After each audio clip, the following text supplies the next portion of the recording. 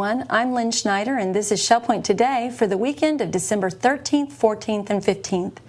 On today's show, we're going to learn how your newly acquired holiday computer gadgets can all talk to each other using networking. But first, a quick rundown of the events that you need to know about on Friday. The Computer College Roundup happens Friday morning at 10:15 a.m. in the Social Center.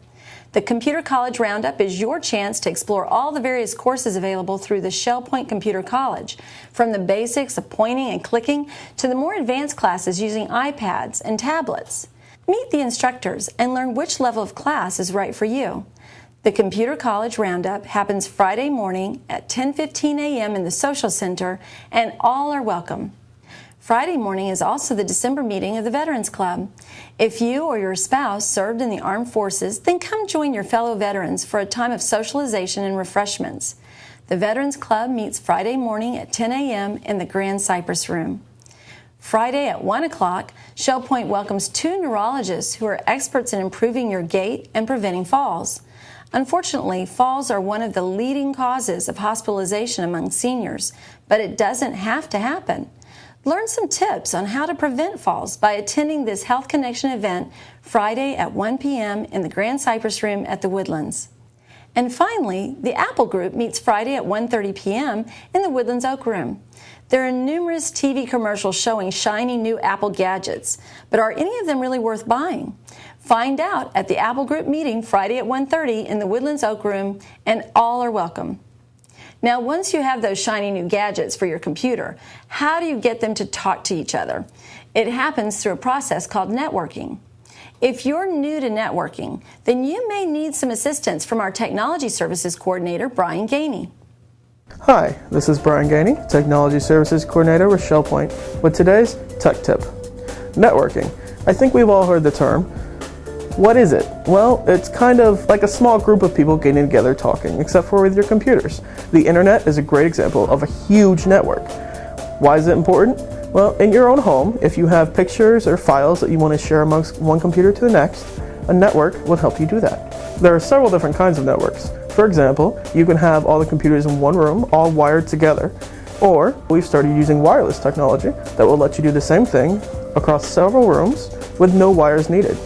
If you need any help setting these up, feel free to give me a call at 454-8248, or you can email me at briangainey@shellpoint.org. We're taking a little breather from Christmas parties this weekend, but Monday, the holiday spirit returns with an amazing concert from the Southwest Florida Symphony. This year's Holiday Pops concert features not just the Symphony Orchestra, but also the Symphony Chorale. It's a privilege to enjoy such a high caliber of music so close to home. The Symphony's Holiday Pops concert happens Monday at 7:30 p.m. at the Church Auditorium. Tickets are just $25, and they make a great Christmas present for all of your family and friends. So treat them to a delightful evening of music this coming Monday by getting tickets today at either service desk.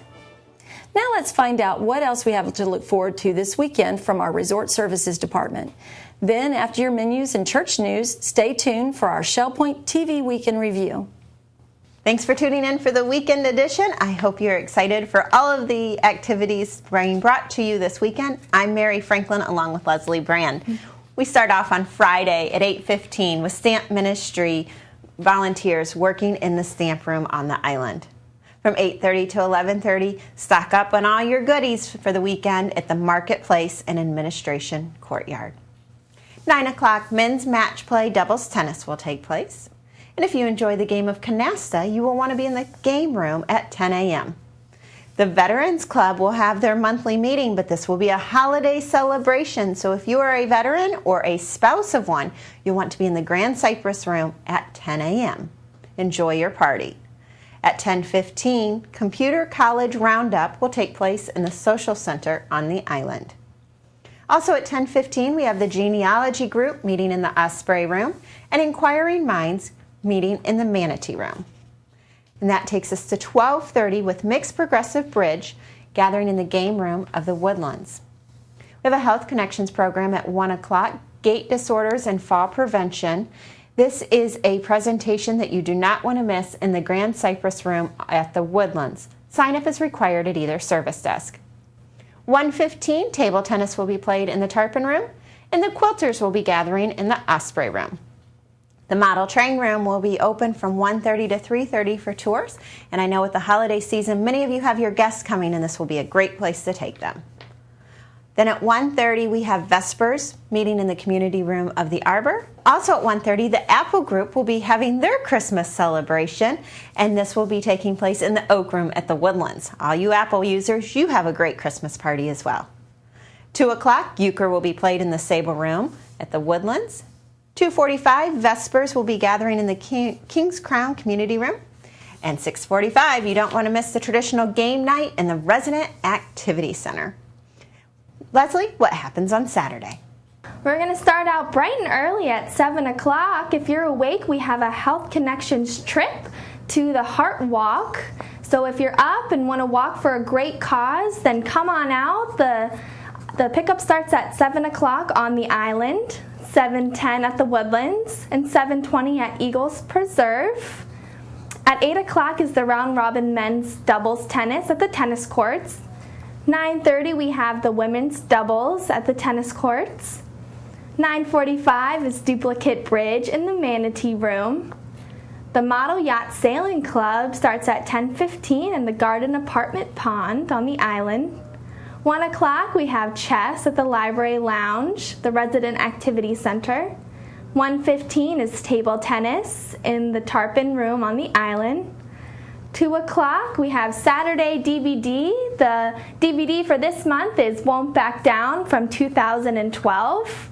So if you're interested in that, make sure you're at the Grand Cypress Room at the Woodlands. 3:15 is the Basic Line Dancing and the Health Club. 6:30, we have a Duplicate Bridge in the Manatee Room. And if you were unable to make the DVD at 2 o'clock, we also have another showing of Won't Back Down at 7 o'clock in the Grand Cypress Room at the Woodlands. So you have 2 options. Take it away, Mary. Sunday morning, we start with Christian Life Studies. At 9 o'clock, it will take place in the game room in the Woodlands. And at 9:15, the Village Church. 10:15 is the time for morning worship. It will also be broadcast live on ShellPoint TV, Channel 12. 1:30, the Mixed Golf League will be teeing off. And at 2:30, the Sunday matinee will take place in the Grand Cypress Room of the Woodlands. If you would like to see that 1959 film, Nun's Story, make sure to be there. Put it on your calendar. And at 6:15, we wrap up the weekend with a wonderful service at the Village Church, lessons and carols. Enjoy that Christmas celebration. Hope you had a great weekend. We look forward to seeing you right back here on Monday. Menus for your weekend. In the Crystal Room, the Crystal Platter on Friday is broiled lemon butter haddock with boiled red potatoes and broccoli. The dinner special is the seafood buffet for $14.95, and the soup of the day is pasta fagioli. In the Island Cafe for lunch on Friday, enjoy a roast beef cheddar melt with chips for $7.25.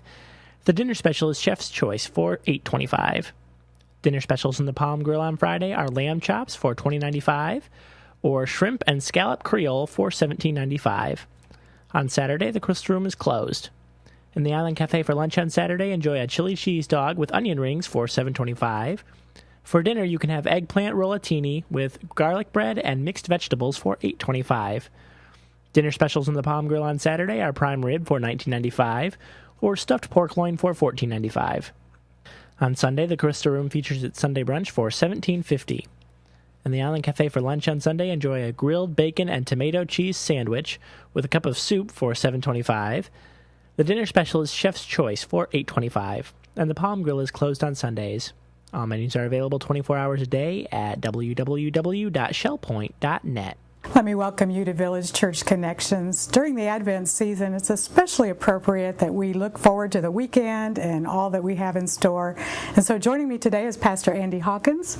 And Andy, we are here to talk about our weekend services. This is the third Sunday in Advent. It is. And you've been in a series coming out of the book of Isaiah. And tell us a little bit about this Sunday.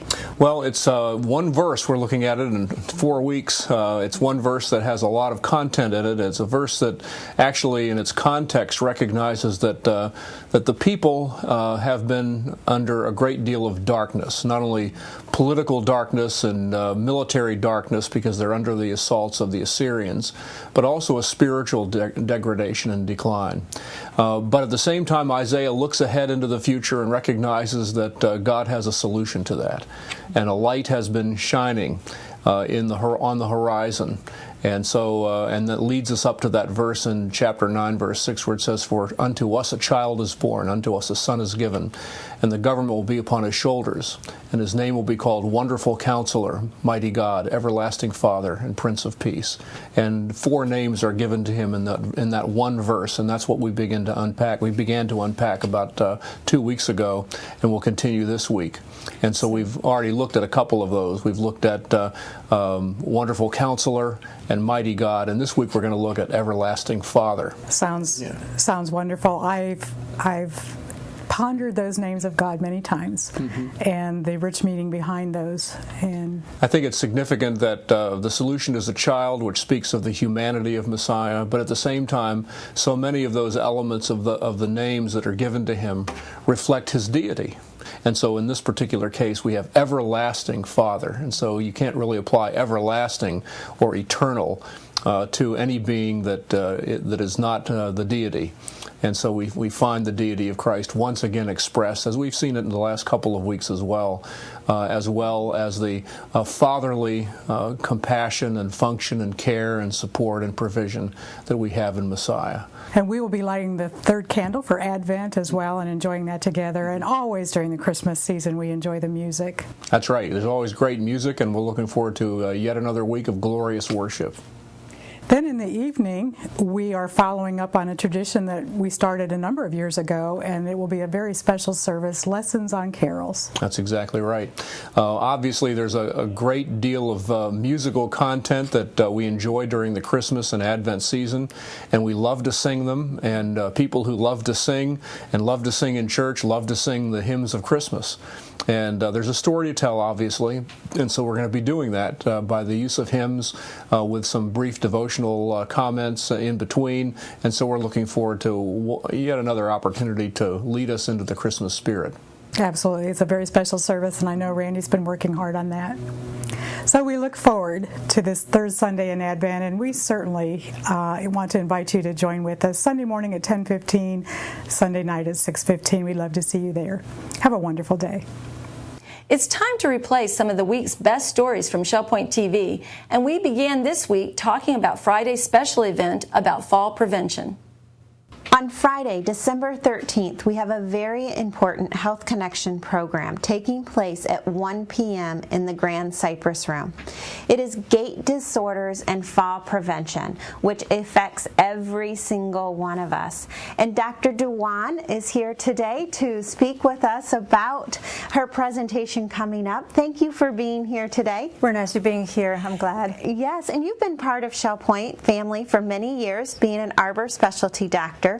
But it's your first time on ShellPoint TV. So can you tell the residents a little bit about your background and where you are today? Okay, sure.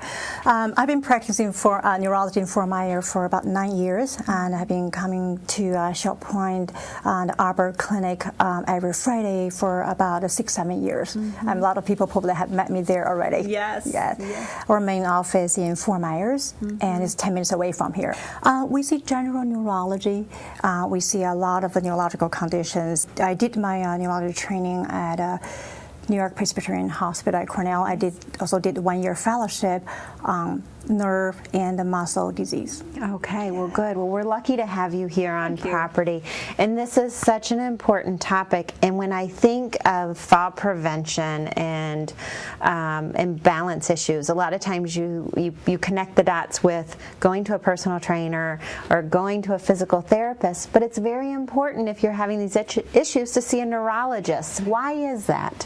Well, I think a lot of the cause of the falls or balance problem, they are due to neurological conditions. Of course, some people may have fall because they have a heart condition, like a shortness of breath, palpitations, but a lot of them do come from neurological conditions. So as a neurologist, we will try our best to get a detailed history, get information, try to figure out what could be the cause, especially what are the treatable causes that we can help people. Right. So fall prevention, as I said, was important to all of us. What are the culprits of falls? Yeah, there are actually a lot of reasons people have falls. So basically, when I evaluate a patient, I try to evaluate patient from head to toe. Even though I think they may not be the major issue, I still look at everything, try to figure out what's the most important issue, what's the most important causes. So basically, common causes include lower extremity weakness, which can come from muscle disease or coming from the back-related muscle weakness or from a nerve issue. Some people may have simply feet numbness, tingling, or any occasionally sharp pain. When a doctor evaluates the patient, we find out, oh, you have a decreased sensory from your feet up to your mid calves, so you have a sensory loss. So that's another common cause. And the other things we also include, like some people have a lower extremity pain. They may have knee pain, ankle pain, and hip pain from arthritis. So we all know what to expect when we go into our primary care physician or maybe to a cardiologist, the common doctors, but we all don't just walk into a neurologist's office. What can someone expect if they come to see you? First, the doctor will ask people a lot of questions regarding the history, regarding what's the situation when you have the fall, make sure you don't have weakness, numbness, anything kind of related to the fall, and how did you fall, and then what kind of problem you had before, which may be the potential cause of the fall. So that's a very important history part. And we also examine the patient very carefully, basically from head to toe. You're right, from head to toe. Make sure their strengths are good, sensations good, reflex not too low, not too strong, and then check their balance. The physician may order a test for the patient, may or may not, depends on the situation, such as they may need an MRI of the back or MRI of the neck, try to clear up the situation. And another area that you really touch on is gait disorders. We talked about that a little bit earlier. There's many types of different gait disorders. But what are the common symptoms? How do you know you should follow up? Yes, I think the common general term of gait disorder is if basically anybody have walking difficulty, we can give a name of a gait ataxia or a gait disorder. But there are so many different types. A lot of time as soon as they walk into the doctor's room, we may tell this type of walking problem may come from such situation. Well, Dr. Dewan, your talk is going to give us a different perspective for fall prevention and balance issues, and it's going to be very informative to everyone here at Shell Point. So sign up today at either service desk. It will take place on Friday, December 13th in the Grand Cypress Room at 1 p.m. Please join Dr. Dewan for all this wonderful information. She is a true investigator, folks, so come and listen to her speak. And I'm Mary Franklin for Health Connections. Make it a happy and healthy day. Gus Goslin brought us a recipe for a great party dip, which can be made in a jiffy. He calls it the 1, 2, 3 dip. Hello, I'm Ruth Duber, and this is what's cooking at Shell Point. Different location today. I'm lucky enough to have Gus Goslin with me today, and we're in his lovely home. And we've been talking about cooking together for quite some time. We just finally managed it to do it right now. So he has some wonderful ideas for hors d'oeuvres and for snacks, and probably some things that you can have in the refrigerator, and if you want to eat that before dinner, any night, it works, right? Absolutely. Yeah. Okay, guys, I'm going to let you go ahead and start with your recipe. All right. This recipe is called the 1, 2, 3 dip, and as you can see, it has a few ingredients, and I'll go through them with you. We have Parmesan cheese, 1/4 cup, and the next ingredient is toasted sesame seeds, which I toasted ahead of time.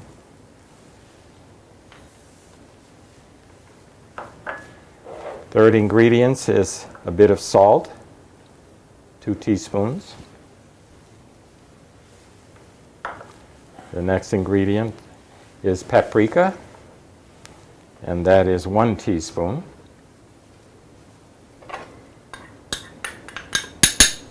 And we have celery salt, and that's 1 teaspoon.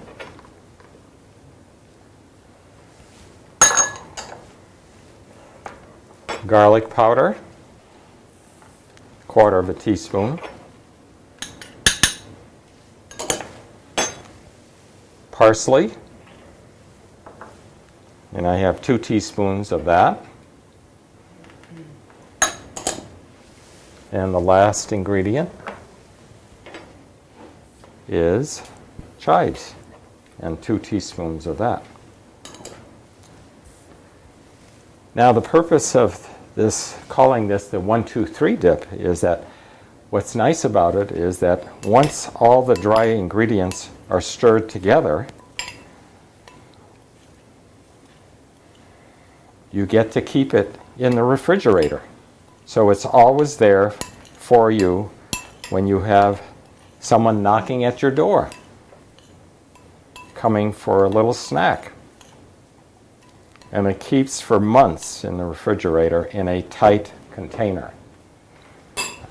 I happen to have a container ready here, and it'll go into this. But let's say our guests have arrived. So now we will mix 1 cup of sour cream. You can put 1 tablespoon of this dry mixture into the sour cream.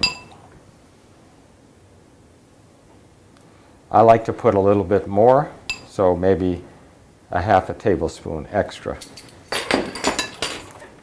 Just stir it well.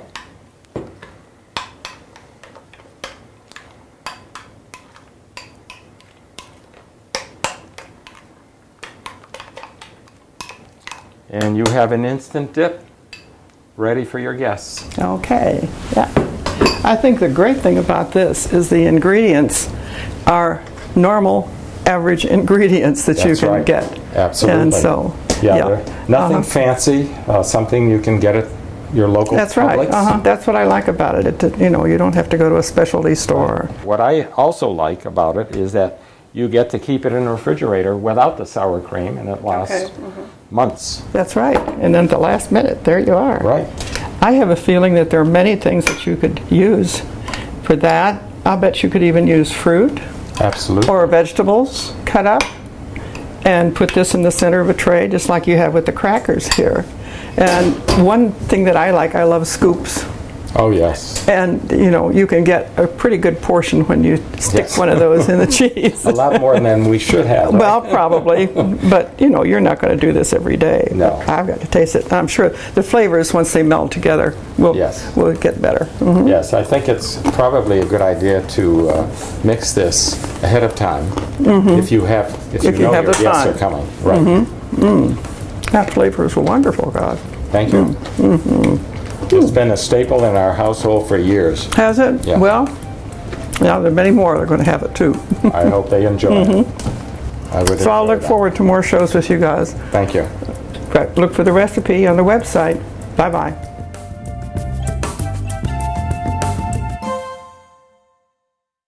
Thanks to your generosity, many employees will have a much happier Christmas because of the Employee Christmas Gift.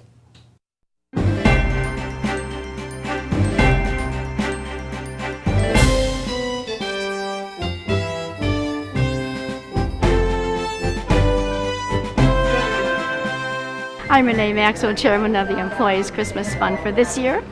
I'm here on behalf of our whole committee, and we're saying it's a great day.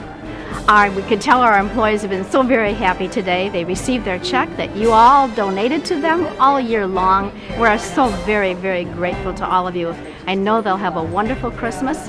Most of our employees that have been here received a check for $525, and that is a pretty good sum, we would say, and we hope that they'll be very, very pleased. The rest of our employees, we have about over 900 received a prorated check, and they too, I'm sure, will be very, very happy with their gift from all of you. You've all been so very generous, so very interested, and so very giving, and we are so grateful. It has been my pleasure to work with this committee and to work on this committee, and I'm so very grateful for being here. Merry Christmas.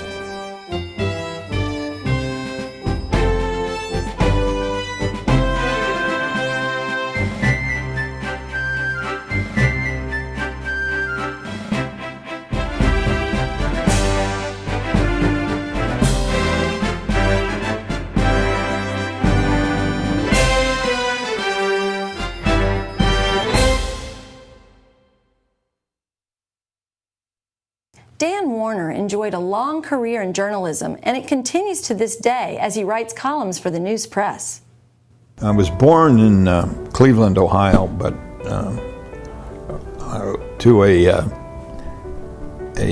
single mother and with 5 other children. So when I was 2, I was sent off to relatives because there wasn't enough money to feed all of us.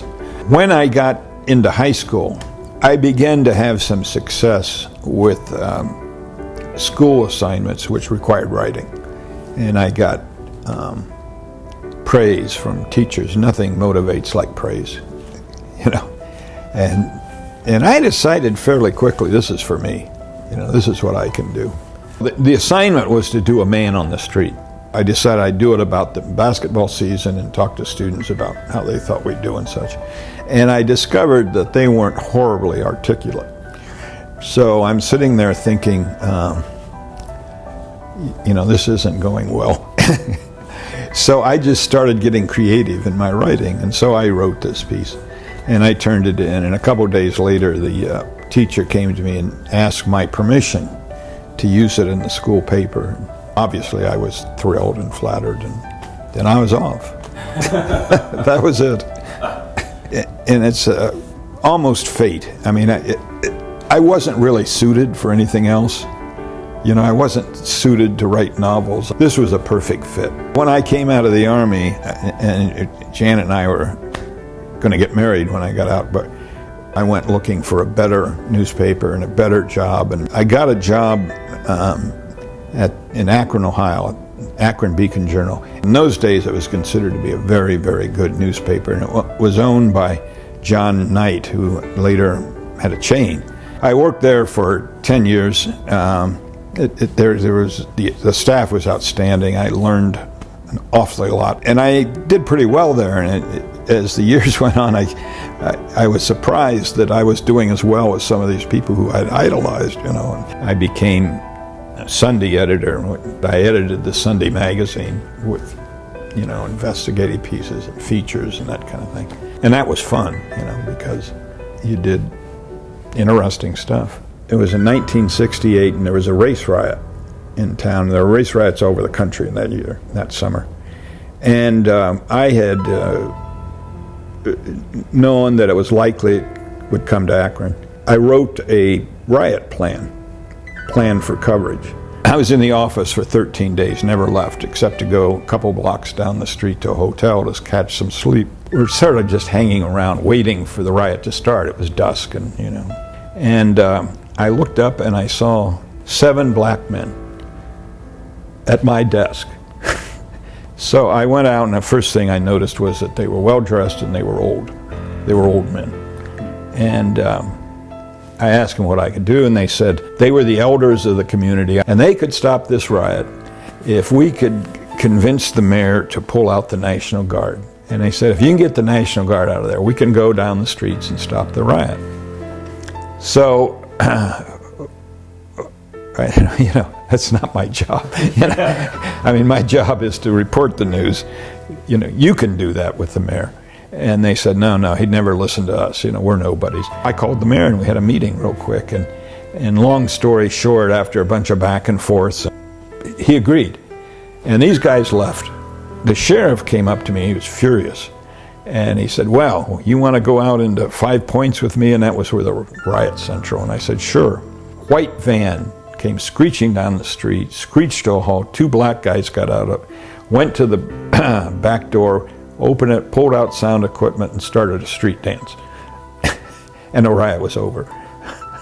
I was a couple, 3 miles away from the office. The only way I could get there is walk back. So I walked back through all the black neighborhoods, and every couple blocks or so, some young man would come up to me and say, "You okay, man? We've been told to take care of you." And they did this all the way back to the office. And it was sort of amazing. It was in Lawrence, Massachusetts. The newspaper was the Eagle Tribune. It was a regional paper. It served this old industrial city plus a larger area in Massachusetts and an area in New Hampshire. And we were pretty well known because, frankly, of the New Hampshire primary. I got a call from the managing editor, who was second to me. They caught Willie Horton. And I'm not allowed to swear, right? And I said, "Who in the devil was Willie Horton?" You know? And he says, "Well, he's the guy who 10 years ago murdered a 15-year-old kid, and these 3 guys came in and they robbed him and they murdered him and they stuffed his body in a trash can. And they were caught and they were sentenced to life in prison without parole." That was 10 years earlier, and Willie Horton was one of those. Lo and behold, we find out he's out of prison. And he had gone to Maryland, where he had captured a woman and her boyfriend, and there was this manhunt going on that we didn't really know about because it was in Maryland. He was out on a weekend pass. Now, he's sentenced for first-degree murder to life without parole, and he's roaming the streets on a pass. Okay. Nobody knew that this was happening, you know, that they were letting first-degree murders go out on the weekend. And we spent a year trying to find out how this came to be, why it came to be.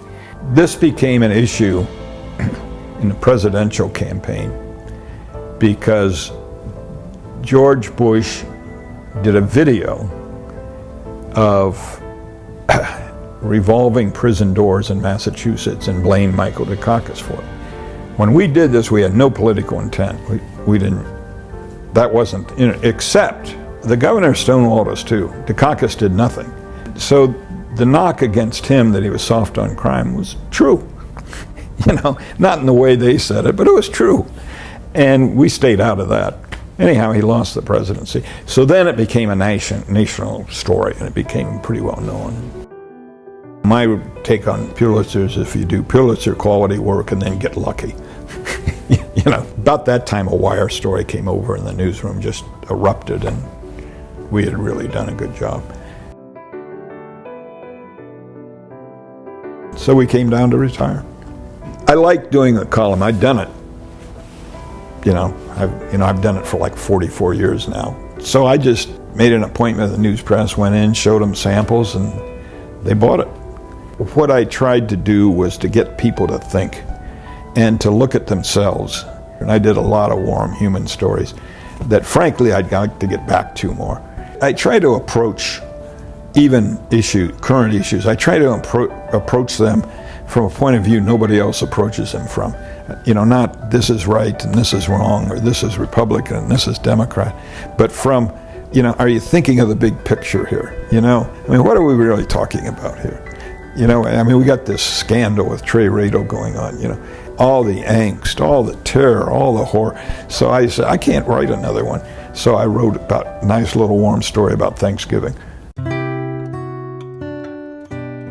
Hi. It was only one word on the card, hi. There was no syrupy Hallmark moment and no long heartfelt message from the sender, just the one word, hi. And the sender's signed first name. He had written the word, signed his name, put the card in an envelope, addressed the envelope, stamped it, and sent it off in the mail. It was an act of bravery, given the identity of the soon-to-be recipient. The card went to his brother, the brother he hadn't spoken to in 35 years.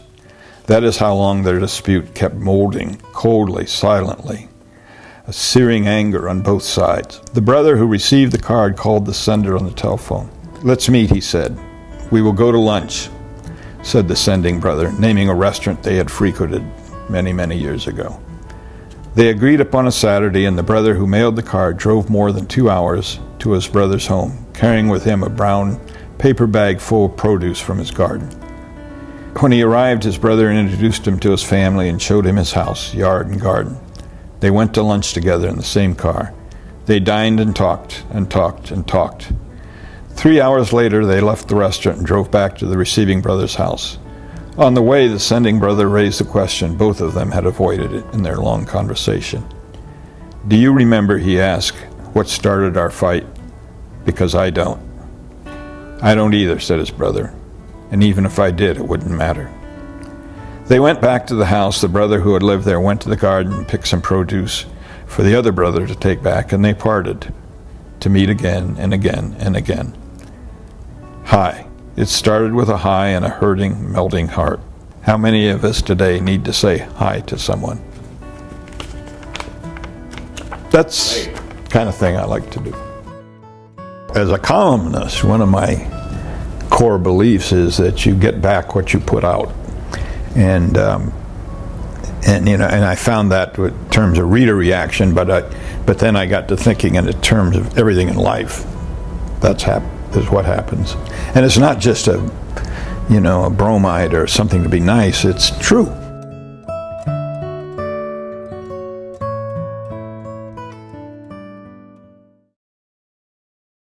Next week, Global Outreach is hosting a special event, Christmas Around the World. Hello, I'm Dottie Morrison, and I'm here with Shar Stemple. There's an event coming up very soon, and you're going to want to get your tickets. We're here to talk about that. Hi, Shar. How are you? I am very well, thank you. And I see that you've brought something to the show today to show us or me or everybody.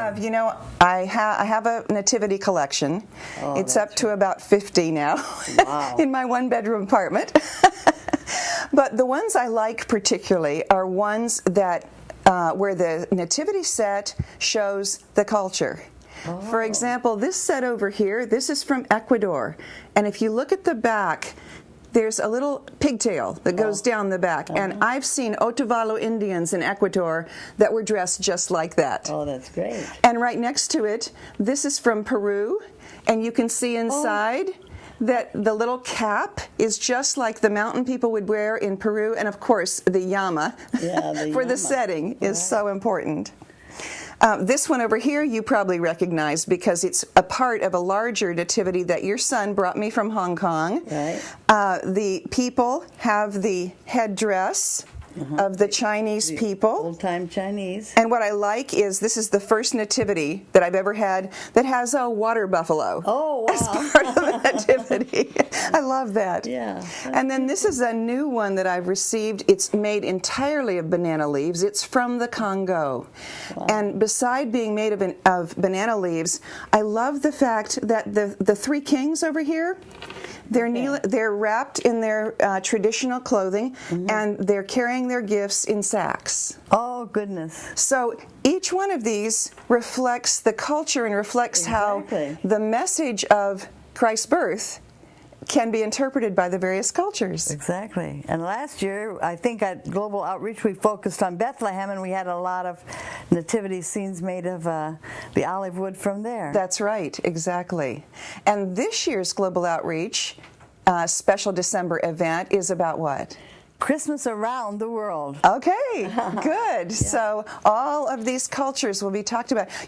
I bet if you interviewed Shell Point residents and made a list of all the different places our residents have spent Christmas, it would be a very long list. It would be long. And in fact, we're having some of the people who know about other cultures and Christmas at our event. And we couldn't possibly use everybody because we'd be sitting there too many days. I bet not. But it's very fascinating, the differences in how Christmas is celebrated. So we're not just going to learn about places around the world. We're going to learn from people who've experienced Christmas in other cultures. It's going to be quite a fast-paced program because it's going to include music from around the world. It will include people speaking little vignettes of their Christmases somewhere in the world. Okay. And one is going to be very special, and I'm not going to tell you what it is. Okay. Because I bet nobody here has ever heard word of that place where we're going to talk about. Well, that sounds intriguing. Yeah, it will okay.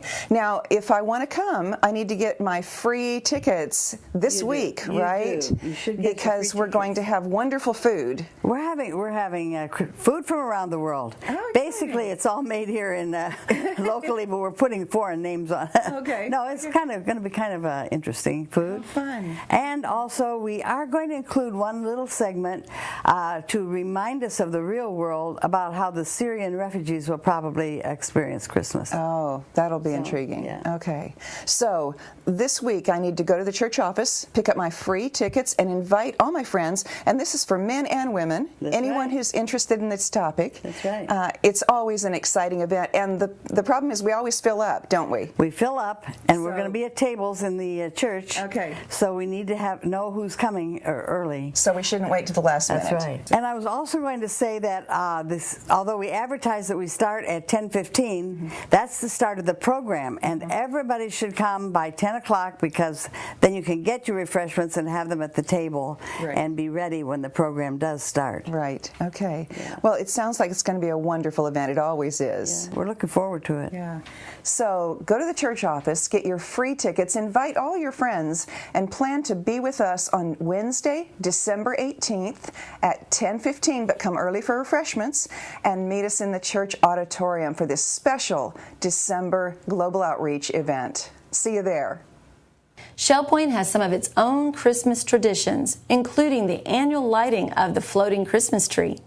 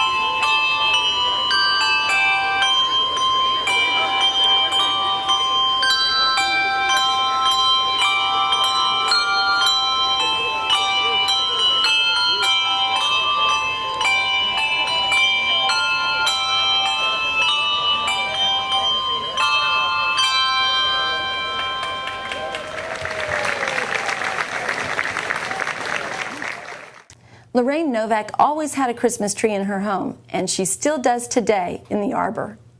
I was born and raised in a little town well known by a lot of people called Cicero, Illinois. And it's unfortunately known for the wrong type of people. It was Al Capone's home ground. He had the most beautiful home down the street from where we lived. And so I learned how to point a six-shooter. My father was a stevedore. He worked for the CB&Q Railroad, we could get free transportation on wherever the train was going. I had 3 sisters and a brother. He was the oldest. And he was the one who started me on drinking coffee. In order to shut me up, he filled a baby bottle with coffee. And he knew that as long as I saw the coffee bottle, I would shut up. And my husband would tell you, don't put a nickel in her, because she'll never shut up. I was the little tail end of the family, because everybody else did their thing. They were all teenagers when I was born. And so oh my goodness, look, there's a tree out there. And Santa Claus came. I do remember my first Christmas present. I was a tomboy. I could shinny up a tree faster than anybody. I played with guns and 6-shooters. And when I saw the box, I thought, oh, I'm gonna get a rifle. And it was a doll. And I didn't know what to do with a doll, because dolls are for girls. But I thanked my brother-in-law very nicely. I was taken to midnight mass. And the good part of that part was that I got to see people at night, because I never saw all these other neighbors and everything at night, because they were all, well, everybody was a day person. And there I was sitting in church, and there's a neighbor there over there, and there's all the little Patty and little Mary and all their beautiful finery and everything. And it was a treat for me to go to Mass on Christmas Eve. I bet there was snow in Illinois. Oh yeah, up to here, up to the windowsills. And it was get the shovel and start shoveling. 165-foot driveway. And I made sure it was shoveled clean, because I didn't want any snow in my house and my kitchen. But our tradition for eating was, I didn't particularly like smelt, these little fish, but my mother made them for dinner. There's one I really miss, it's called kugele, and baked it in a big loaf. And I always managed to cut the ends off, because I liked the ends of it, because it was nice and crispy and everything. We had a 19-foot ceiling in our living room in the house there. And we had to have a Christmas tree way up there. And we went on the coldest nights, it seemed, looking for a tree. And good old Mama had a bag with the thermos and hot chocolate. So we went looking for a tree, found a tree, and got it home. I moved to Shell Point, and my son unfortunately dotes on me. You would not believe. He's the best caretaker I've ever had. But he walked in and he wheeled this little tree in, and he put that tree on that stool. He says, "Mom, you can reach it." He says, "You've never lived in a house without a tree." And that's that monster outside. Because that little tree, like children, keep growing.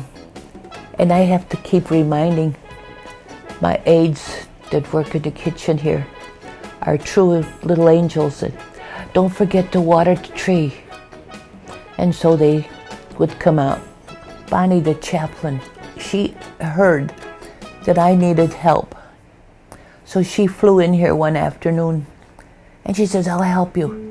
I had this great big box here with all these little boxes, which all these little boxes had all these little things in it. And she went and opened every one of them, make sure that my little nativity scene got positioned in the right place. She put the lights on. Now I wish I could get in a car and drive over to the dollar store. They got Christmas lights on sale for $2. So I could get more lights, because I don't think there's enough in there. But of course my son would say, Mom, you don't need it. But what I don't need, I want. There's a difference between the two words. And it sits there all year, and it gets a little sun and gets a little rained up if it's close enough to the railing.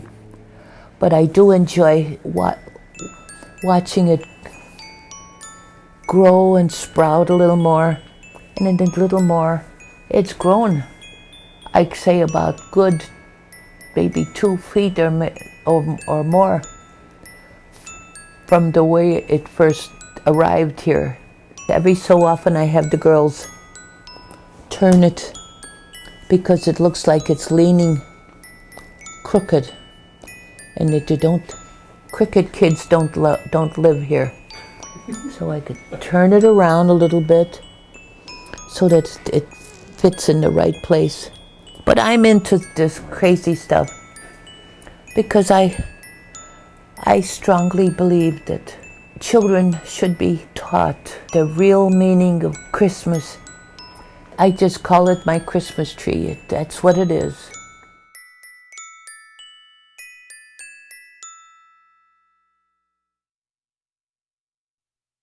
Dawn Boren gave us a preview of this season's concerts with the Southwest Florida Symphony, including the Holiday Pops concert this coming Monday. One of the benefits of living in a place like Southwest Florida is the abundance of culture, such as having the symphony orchestra based right here in Fort Myers. But living at Shell Point has its rewards too, as we are bringing that symphony orchestra to the concert hall in our own backyard. Hello, I'm Dawn Boren, Director of Resident Life. We are pleased to announce that the Southwest Florida Symphony is returning to Shell Point Retirement Community not once, not twice, but 3 times this concert season. Each performance highlights a different set of classical masterworks, and one performance is a much requested Holiday Pops concert. It all starts in December as we get to experience the sounds of the season, as played by the Southwest Florida Symphony Orchestra. Enjoy all your holiday favorites played with the excitement and joy of a child at Christmas time. As the bells ring and the horns blow, you might even see a certain jolly old St. Nicholas on this magical night. The Holiday Pops concert takes place at Shell Point on the evening of Monday, December 16th. And then in January, we turn our attention to one of the great all-time composers, Wolfgang Amadeus Mozart. This concert includes a multimedia presentation telling the story of how the Jupiter Symphony came to life. Towards the end of his short but brilliant life, Mozart was broke, ignored by his formerly adored public, and mourning the death of his daughter. It is said that Mozart's final symphony sums up an era, but more than that, it is a glimpse into the intimate life of his childlike genius. The Jupiter Symphony holds the key that unlocks the miracle of Mozart. Experience the sights and sounds of Mozart on Thursday, January 23rd. March brings us another Discovery program focusing on a romantic master composer, Felix Mendelssohn. The symphony calls this program their Mendelssohn Marathon and includes 2 of his Scottish-inspired works, the symphonic poem Fingal's Cave and the evergreen Scottish Symphony. In the fair Melusina Overture, mysterious water sprites and ancient curses abound, and twilight becomes magical with its most famous of works, the Overture to Midsummer Night's Dream. Join us for a Mendelssohn Marathon on Tuesday, March 25th. That's 3 opportunities to see top-flight symphony orchestras just steps from your home here at Shell Point. One note about the tickets for the symphony: the pricing structure is slightly different, so pay close attention. The Mozart and Mendelssohn programs are available for $20 a ticket, or you can save money by buying both performances for just $32. The Holiday Pop Concert is a standalone performance for which single tickets are $25. You can find out more information about these programs in your Shell Point Concert Series brochure, or by calling the box office at 454-2067, or by stopping by either service desk. Invite your friends and neighbors to Night at the Symphony right here at Shell Point. I'm Dawn Bourne, and we'll see you at the concert hall. We're glad you joined us for today's show. Tune in next week for more stories and news from around your community. Until then, this is Shell Point Today for the weekend of December 13th, 14th, and 15th.